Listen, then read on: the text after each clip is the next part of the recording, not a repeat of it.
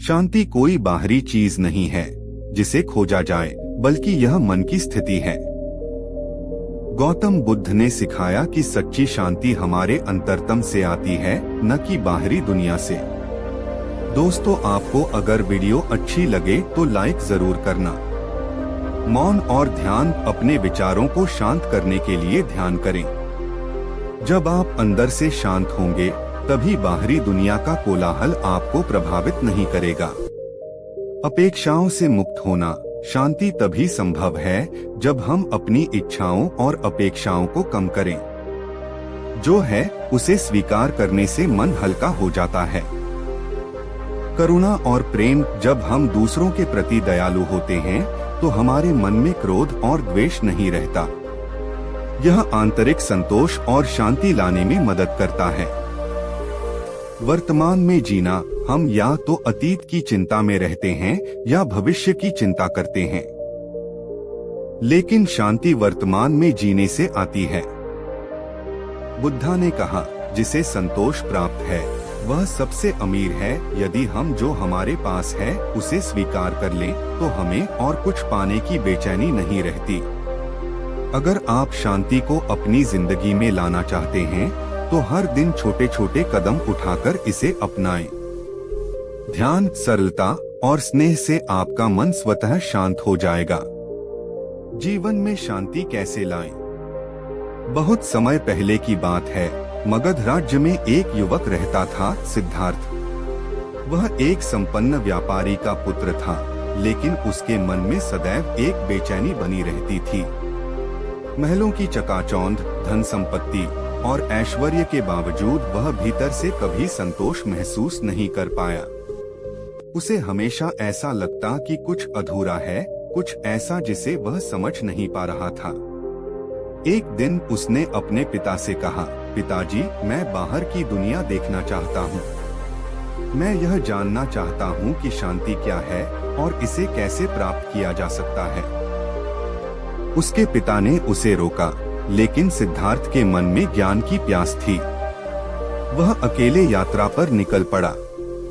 उसने कई नगरों और गांवों में भ्रमण किया, अलग अलग लोगों से मिला। कुछ अमीर थे, कुछ गरीब, कुछ राजा थे तो कुछ साधारण किसान। लेकिन उसने देखा कि हर व्यक्ति किसी न किसी रूप में दुर्हक और अशांति से ग्रस्त था। वर्षों की यात्रा के बाद वह एक सघन वन में पहुंचा। वहां उसने एक वृद्ध संत को ध्यान में लीन पाया।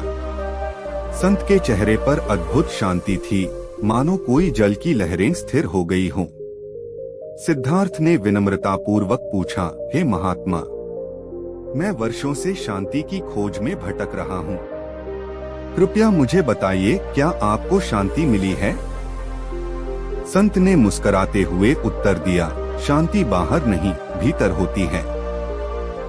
जब तुम अपनी इच्छाओं और अपेक्षाओं को त्याग देते हो, जब तुम वर्तमान में जीते हो, तब शांति स्वयं तुम्हारे पास आती है।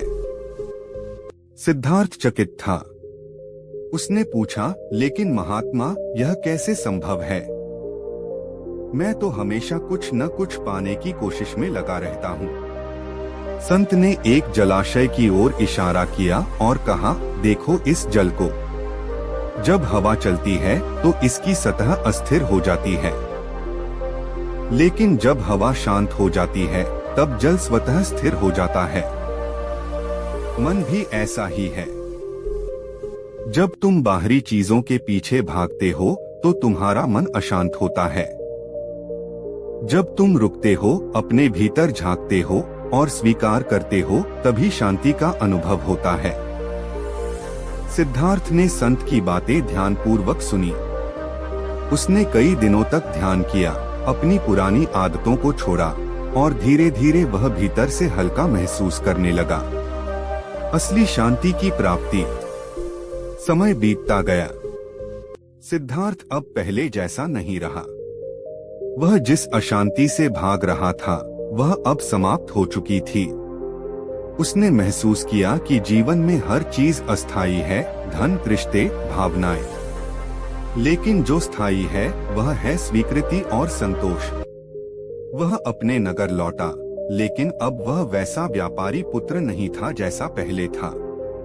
उसके पिता ने पूछा, क्या तुम्हें वह मिल गया जिसे तुम खोज रहे थे?